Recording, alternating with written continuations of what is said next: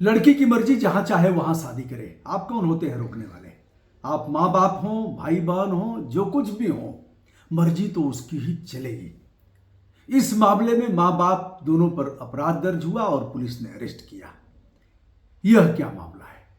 और उस मामले को भी बता रहा हूं, जब लड़की ने कह देना कि वह मर गई है।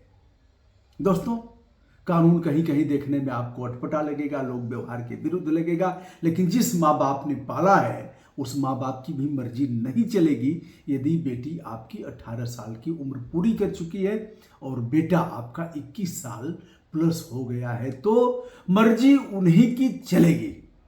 दोस्तों, तात्कालिक मामला है भाजपा पार्षद नरेश कटारिया का।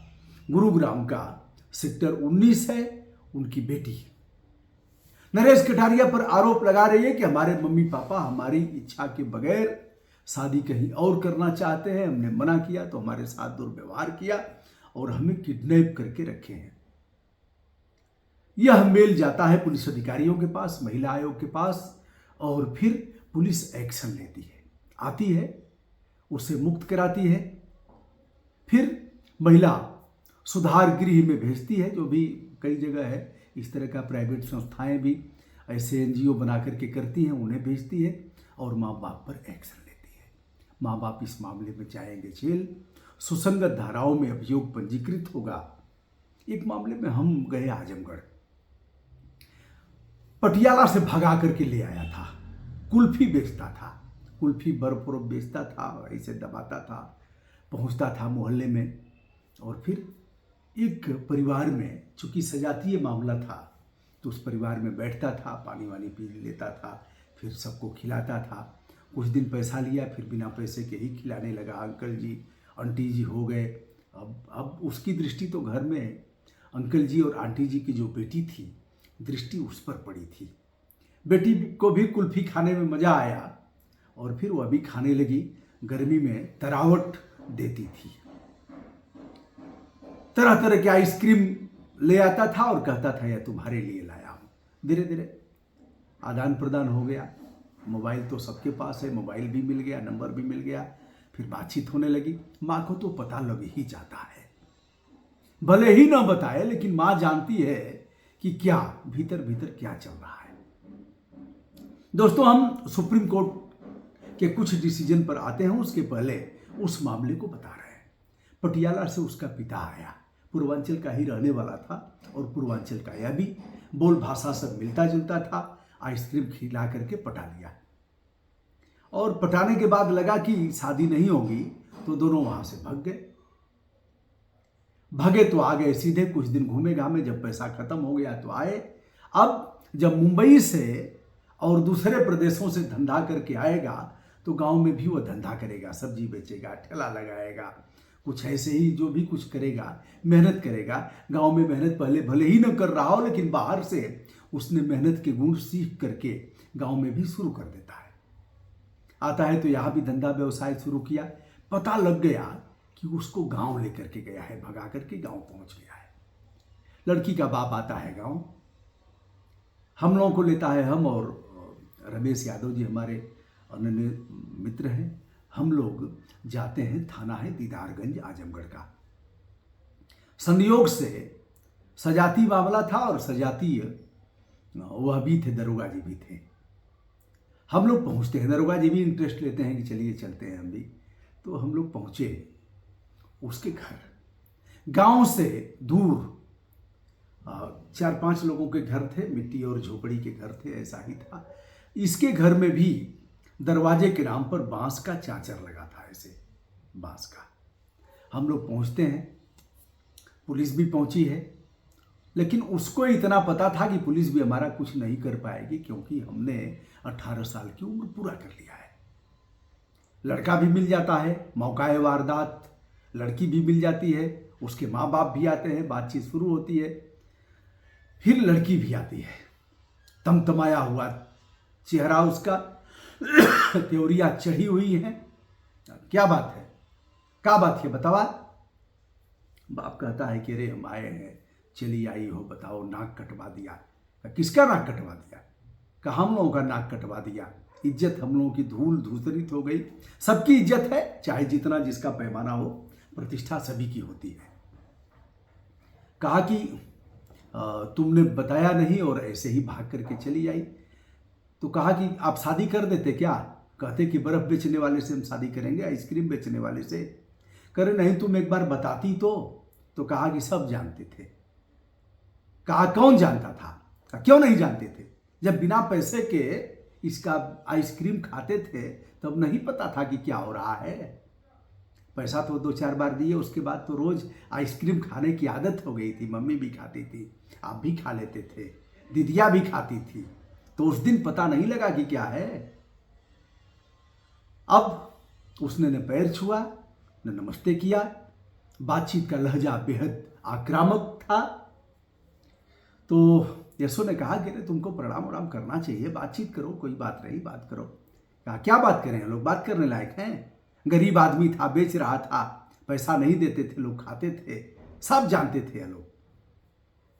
बाप ने कहा कि हम अभी तक तो बताए हैं कि गई है घर, क्या बताएंगे? कितने दिन हम नहीं बता पाएंगे, क्या बताएंगे? तो उसने क्या कहा, यह बड़े आपके लिए समझने की बात है, हमारे लिए भी। उसने कहा बताना क्या है, जाके बता देना कि वो मर गई, मैं इसी के साथ रहूंगी, जीवन पर्यंत रहूंगी। दोस्तों, यह रहा नशा। हो सकता है इसमें वासना न हो, यह प्रेम की उत्कट परिभाषा हो सकती है, लेकिन अगर वासना होगी तो महीना 2 महीना में शांत हो जाएगी। वो अभी मैंने बहुत मामलों में देखा है, जब वासना का भूत उतर जाता है तो फिर अब उनके सामने कोई रास्ता नहीं रहता। लड़कियां या तो रेल के नीचे जाएंगी, कोई और रास्ता निकालेंगी, या फिर अपनी जीवन लीला समाप्त कर लेंगी। यह तो रहा। यदि प्रेम है तो अपने माँ बाप से साझा करेंगी। आइए, सुप्रीम कोर्ट का एक महत्वपूर्ण डिसीजन है वयस्क बेटी के अधिकार को लेकर के, 2024 का है। लड़का यदि दोनों हैं, लड़की 22 की है, लड़का 25 का है, दोनों स्वेच्छा से शादी करते हैं, माँ बाप अपराध दर्ज करा देते हैं और फिर मामला जाता है नीचे से होकर के ऊपर सुप्रीम कोर्ट तक। उस समय के तत्कालीन चीफ जस्टिस ऑफ इंडिया थे संजीव खन्ना साहब। उन्होंने सारे अपराध को हटाया, खत्म कर दिया, कहा हटाओ अपराध, दोनों वयस्क हैं, अपनी मर्जी से शादी, माँ बाप समझा बुझा सकते हैं, माँ बाप उनको यह कह सकते हैं कि बेटा यह ठीक नहीं है, नहीं करना चाहिए, लेकिन मर्जी तो उन्हीं की चलेगी। इस मामले में इंटरकास्ट मैरिज को भी मान्यता दी गई है। मैं कोई नई बात नहीं बता रहा हूं। और अगर देखा जाए तो लता सिंह का केस मील के पत्थर के समान है जो सुप्रीम कोर्ट का है। इस मामले में धार्मिक और जातिगत आधार कोई मायने नहीं रखता। अगर 18 साल से कम उम्र की लड़की है और 21 साल से कम उम्र का लड़का है, शादी अगर हो भी जाती है तो यह विवाह शून्य घोषित कर दिया जाएगा। जैसा कि आप जानते हैं कि जो हमारा एक्ट बना है, बाल विवाह निषेध अधिनियम 2006 जो लागू हुआ था 2007 में, इसे शून्यकरण माना जाएगा। और यदि माँ बाप ऐसी शादियां करते हैं तो उनके ऊपर भी अपराध दर्ज करके उन्हें जेल भेज दिया जाएगा। तो सावधान, आप ही के बेटे हैं, आप ही के बच्चे हैं, लेकिन अगर बालिग हो गए हैं तो आपका कोई अधिकार नहीं है। वो अगर स्वेच्छा से चाहते हैं तो अपनी शादी करेंगे और आप टुकुर टुकुर देखते रह जाएंगे। हमारा और आपका काम है बच्चों को अच्छा संस्कार देना। बच्चे जब शादी कहीं करना हो तो वह स्वयं बताएं। हमने तो अपनी बेटियों से पूछा था, बच्चों बताओ, अगर कहीं कोई पढ़ाई लिखाई में, नौकरी पेशा में अगर कुछ ऐसी बात किसी के साथ हुई हो, आप चाहती हो तो बताओ। आप गाय भैंस और जंगली जानवर, पालतू जानवर नहीं हो कि हम उसे खूंटे में बांध करके रखेंगे, हम आपकी मर्जी से ही करेंगे। लेकिन बच्चों ने ऐसा कुछ नहीं बताया, अपनी मर्जी से ही हुआ और रिश्ते भी आए, चल कर के आए। हमें भी 1-2 जगह जाना पड़ा, कहीं बहुत दिक्कत नहीं हुई। इसलिए यह तात्कालिक मामला बीजेपी पार्षद नरेश कटारिया का है, जिसका हमने उल्लेख किया, गुरुग्राम सेक्टर 9 का बताया जाता है। तो दोस्तों, इस कानून को हमें जानने की आवश्यकता है और बच्चे बालिग हैं तो स्वतंत्र है रहने के लिए, और कोर्ट उन्हें सुरक्षा भी प्रदान कराया है।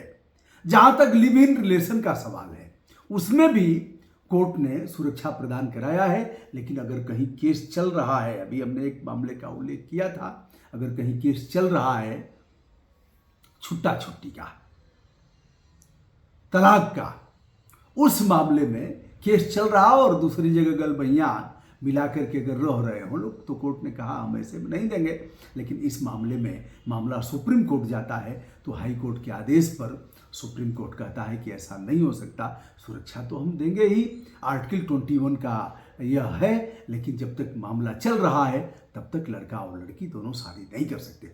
दोस्तों, मैं हूं ब्रजभूषण दुबे, संपूर्ण विनम्रता के साथ देश विदेश से जुड़े हुए तमाम आत्मीय दोस्तों को अपना प्रणाम निवेदित करता हूं। सादर नमस्कार।